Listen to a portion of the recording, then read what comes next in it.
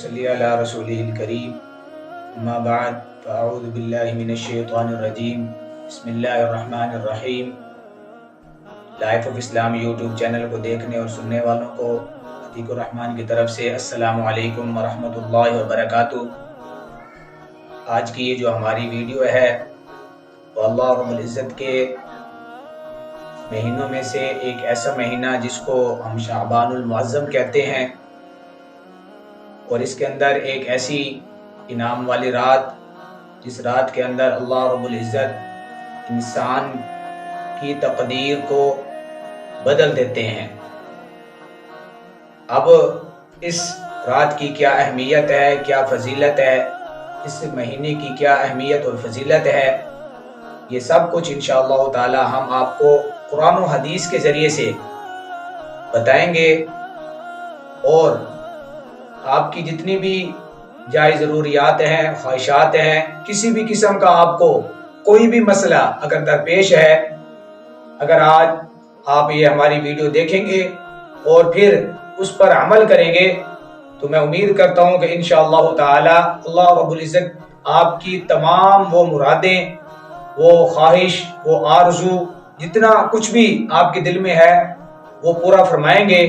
क्योंकि ये अल्लाह रब्बुल इज़्ज़त की तरफ से एक ऐसी इनाम वाली रात है कि जिसके अंदर अल्लाह रब्बुल इज़्ज़त हर इंसान को एक मौका फराहम करते हैं कि भाई वो इस रात में अल्लाह रब्बुल इज़्ज़त के सामने गिड़गिड़ाकर आहोजारी करके अपनी तमाम जायज़ ज़रूरियात को, जायज़ ख्वाहिशात को पूरा करवा सके। तो चलते हैं हम उस रात की फजीलत, अफादियत और अहमियत की तरफ कि जिस रात के अंदर अल्लाह रब्बुल इज़्ज़त का खुसूसी इनाम अपने बंदों के ऊपर होता है।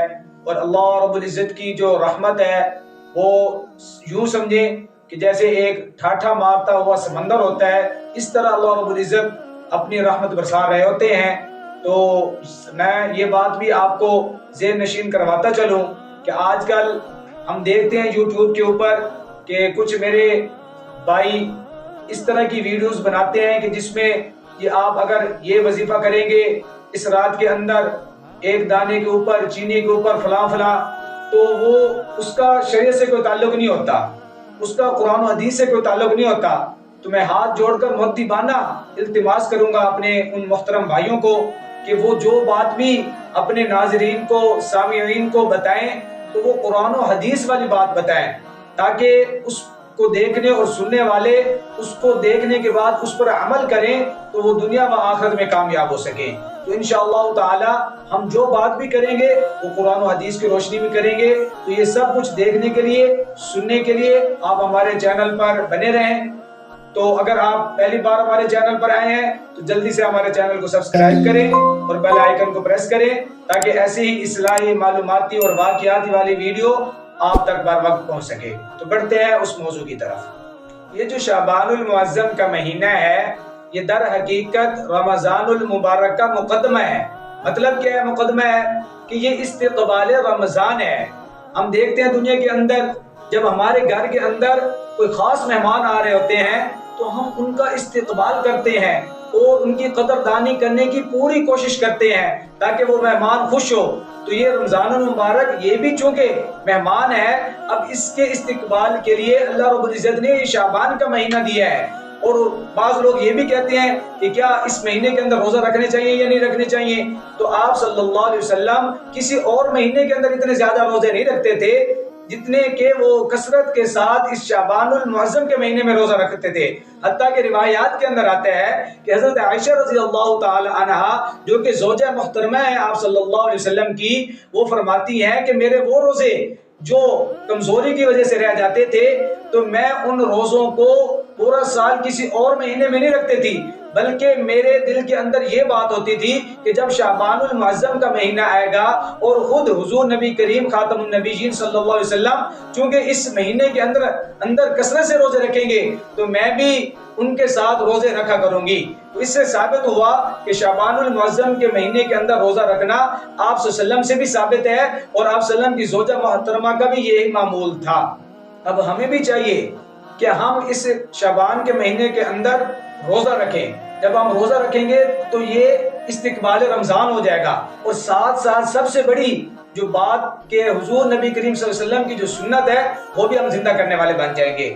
تو اس مہینے کے اندر تمام راتیں اپنی جگہ پہ فضیلت والی ہیں، لیکن ایک ایسی رات ہے کہ جو قرآن و حدیث کی روشنی میں جس کی فضیلت اللہ رب العزت نے بھی قرآن میں بیان فرمائی اور پیارے نبی کریم صلی اللہ علیہ وسلم نے بھی بیان فرمائی۔ اب قرآن میں جیسے کہ اللہ رب العزت سورۃ الدخان پارہ نمبر 25 اس کے اندر ارشاد فرماتے ہیں کہ حامیم والکتاب المبین انا انزلناہ فی لیلۃ مبارکۃ انا کنا منذرین فیہا یفرق کل امر حکیم۔ تو یہ جو تفسیر کے اندر علامہ جلال الدین سیوطی رحمہ اللہ، یہ ایک بہت بڑے مفسر تھے، وہ تفسیر جلالین میں لکھتے ہیں کہ اس سے مراد یہ جو 15 شعبان کی رات ہے جس کو ہم شب بارات کہتے ہیں وہ رات مراد ہے۔ تو اب یہ قرآن سے اس کی ہم نے فضیلت ثابت کر دی۔ اب حدیث کے اندر کیا آتا ہے؟ حضرت علی رضی اللہ تعالیٰ عنہ فرماتے ہیں اذا کانت لیلۃ النصف من شعبان، کہ جب نصف شعبان یعنی کہ 15 شعبان کی رات آتی تو حضور صلی اللہ علیہ وسلم کا کیا معمول تھا؟ تو حضور نبی کریم صلی اللہ علیہ وسلم کا یہ معمول تھا فَقُومُوا لَيْلَهَا، کہ اس رات آپ صلی اللہ علیہ وسلم قیام فرماتے تھے، یعنی اللہ رب العزت کی عبادت کرتے تھے، وَصَوْمُوا نَهَارَهَا، اور اس کے دن کا روزہ رکھتے تھے۔ آج ہم یہ بات تو سمجھتے ہیں کہ یہ شب برات کی جو رات ہے یہ بڑی فضیلت والی ہے، لیکن دن آپ کو کوئی بھی جو ہے نا دوسرا نہیں بتایا کہ دن بھی بڑی فضیلت والا ہے، چونکہ دن کو آپ صلی اللہ علیہ وسلم روزہ رکھتے تھے، یعنی کہ رات کی عبادت قیام کرنا، اللہ رب العزت سے دعائیں مانگنا، آہوزاری کرنا، چونکہ یہ وہ انعام والی رات ہے۔ اس رات کے اندر جو بھی ہم اللہ رب العزت سے مانگیں گے اللہ رب العزت ہمیں عطا فرمائے۔ تو یہ جو شب بارات کا وظیفہ ہے وہ حضرت علی رضی اللہ تعالیٰ عنہ کا جو بتایا ہوا وظیفہ ہے وہ ہم کریں۔ اگر وہ ہم وظیفہ کریں گے تو انشاءاللہ تعالیٰ ہم دنیا و آخرت میں کامیاب ہوں گے۔ اب وہ وظیفہ کیا ہے کہ حضرت علی رضی اللہ تعالیٰ عنہ ارشاد فرماتے ہیں کہ اس رات کے اندر اللہ رب العزت پہلے آسمان پر تشریف لاتے ہیں اور آ کر ندا لگاتے ہیں کہ ہے کوئی بخشش طلب کرنے والا کہ میں اس کی بخشش کر دوں۔ اب ہمارے لیے اللہ پاک انعام دے رہے ہیں، خصوصی پیکج لگا رہے ہیں کہ آپ اپنی بخشش طلب کروا لو۔ تو اب ہمیں چاہیے کہ ہم اپنی بھی بخشش طلب کروائیں اور جتنے بھی ہم مرحومین ہیں ان کے لیے بھی ہم جو ہے نا دعائیں مانگیں اور ان کی بھی بخشش طلب کریں اللہ رب العزت سے، تاکہ ان مرحومین کو بھی اللہ رب العزت جنت الفردوس میں اعلیٰ مقام عطا فرما دے۔ تو اب یہ کتنا بڑا وظیفہ ہے، کتنا اس سے بڑا کوئی وظیفہ میری نظر میں تو نہیں ہو سکتا۔ اب دوسرا کیا فرمایا کہ ہے کوئی روزی مانگنے والا، رزق مانگنے والا کہ میں اس کو عطا کروں۔ اب ہمیں کوئی بھی تنگ دستی ہے، کوئی بھی پریشانی ہے، تو اب ہمیں چاہیے کہ ہم اس رات کے اندر اللہ رب العزت سے آہوزاری کر کے، گڑ گڑا کے، رو رو کے، نفل پڑھ کے، تسبیحات پڑھ کے، ذکر و اذکار کر کے، یہ سارے معمولات کر کے اللہ پاک سے اپنے رزق کا جو مسئلہ ہے وہ حل کروائیں، کیونکہ یہ بجٹ والی رات ہے، بجٹ پیش ہونے والی رات ہے۔ اور اسی طرح اللہ رب العزت فرماتے ہیں کہ ہے کوئی مصیبت زدہ کہ میں اس کی مصیبتیں دور کر دوں۔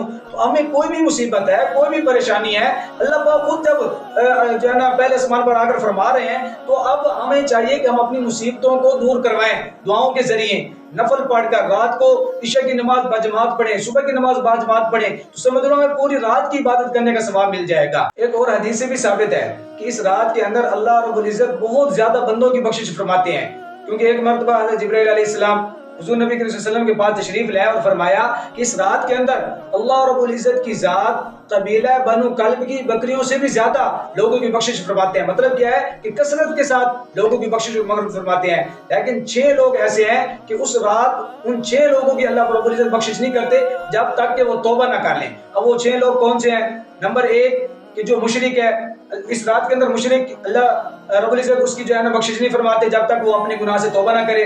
اور اس کے بعد دوسرے نمبر پہ کہ جو قطع رحمی کرنے والا ہے، کہ لوگوں کے ساتھ تعلقات توڑنے والا ہے، تو کیونکہ حضور نبی کریم صلی اللہ علیہ وسلم نے فرمایا کہ سل من قطع، کہ تو اس کے ساتھ جوڑ جو تجھے توڑے۔ اب ہمیں چاہیے کہ اگر ہم نے اپنے رشتہ داروں کے ساتھ، عزیز و اقربا کے ساتھ تعلقات، دوست احباب کے ساتھ توڑے ہوئے ہیں تو ہم اس سے رات سے پہلے ان سے تعلقات جوڑیں اور اللہ رب العزت سے معافی مانگ لیں۔ اور اس کے بعد جو کینہ اور بغض رکھنے والا ہے، تو اس رات کے اندر کینہ اور بغض رکھنے والا جو ہے اس کی بھی اللہ رب العزت بخشش نہیں فرماتے جب تک کہ وہ اپنے اس گناہ سے توبہ نہ کر لے۔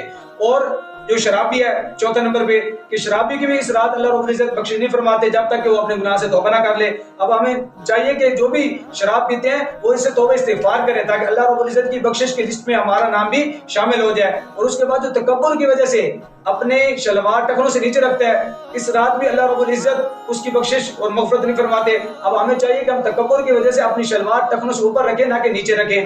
تو یہ تھے وہ لوگ کہ جن کی اللہ رب العزت اس رات کے اندر بخشش نہیں فرماتے. باقی اللہ رب العزت بہت زیادہ لوگوں کی بخشش فرماتے ہیں. تو یہ کتنی بڑی انعام والی رات ہے, بخشوانے والی رات ہے. اس سے ہمیں چاہیے کہ ہم اپنے جو مقدر ہے, ہماری جو تقدیر ہے, اگر اس رات کے اندر ہم زیادہ سے زیادہ عبادت کر کے اللہ سے مانگیں گے اللہ رب العزت ہماری تقدیر بدل کے رکھ دیں گے انشاءاللہ. اور اکثر یہ دیکھا جاتا ہے کہ اس رات کے اندر والدین اپنے بچوں کو پٹاخے لے کر دے دیتے ہیں. تو میں نصیحت کرنا چاہتا ہوں کہ اگر وہ پٹاخے لے کر دیں گے تو وہ بھی اس گناہ کے اندر برابر کے شریک ہوں گے, کیونکہ یہ شیطانی عمل ہے اور اس کی جو ہے نا نقصانات ہیں کہ اس کی وجہ سے جو لوگ عبادت کر رہے ہوتے ہیں ان کی عبادت کے اندر بھی خلل پیدا ہوتا ہے اور وہ والدین بھی برابر کے اس گناہ کے اندر شریک ہوتے ہیں.